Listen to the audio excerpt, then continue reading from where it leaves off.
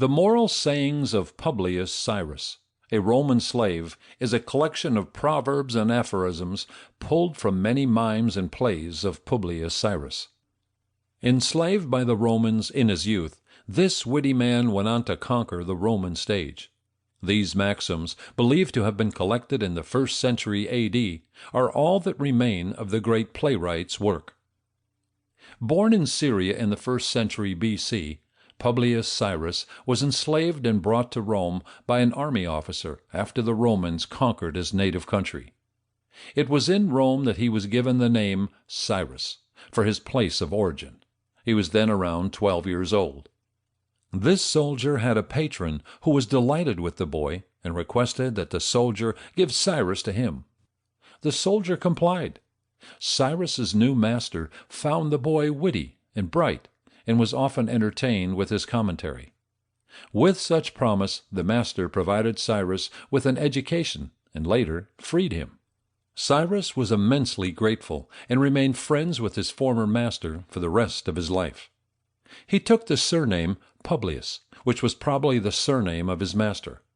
Newly free, Cyrus traveled to Italy and began composing mimes, comical farces often used to represent the failings and eccentricities of the higher classes, and the vulgar language and solecisms of the lower. This combination of humor and moralism was widely popular among the Romans of the time, and Cyrus earned great acclaim as a poet and actor. When Caesar was re-elected as dictator, he planned days of games and performances to entertain his subjects. Cyrus was invited to perform, among many other writers and actors. When he arrived back in Rome, he challenged the other poets to a battle of wits, where he beat them all. He went on to dominate the Roman stage for the rest of his life. None of the great master's plays have survived the ensuing centuries, but fortunately, many of his pithy maxims were collected from his plays, probably in the 1st century A.D., and gathered into a single volume.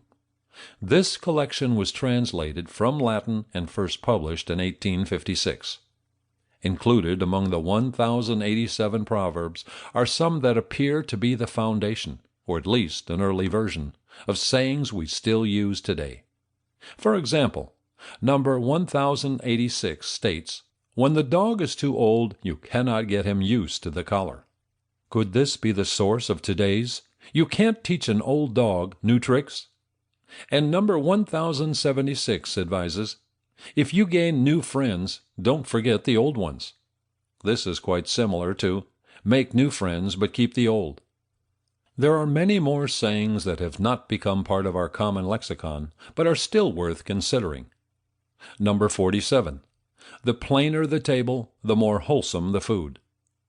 Number 58. When the tree has fallen, anyone can cut wood. Still others seem to contradict each other. For example, number 184 states that wisdom is acquired by meditation. But the very next, number 185, states, while we stop to think, we often miss our opportunity. In the same vein, number 263 says that, no one ever lost honor but him who never had any. Unfortunately, we don't have the greater context for these sayings. As they were originally written for theatrical performances, we don't know which maxims were spoken by heroes with lessons to emulate, and which came from villains warning us how not to behave. While additional context regarding these quotes would be useful, they still have a value on their own. These 1,087 proverbs, written over 2,000 years ago, have provided a second fame for the brilliant playwright and are a worthy study.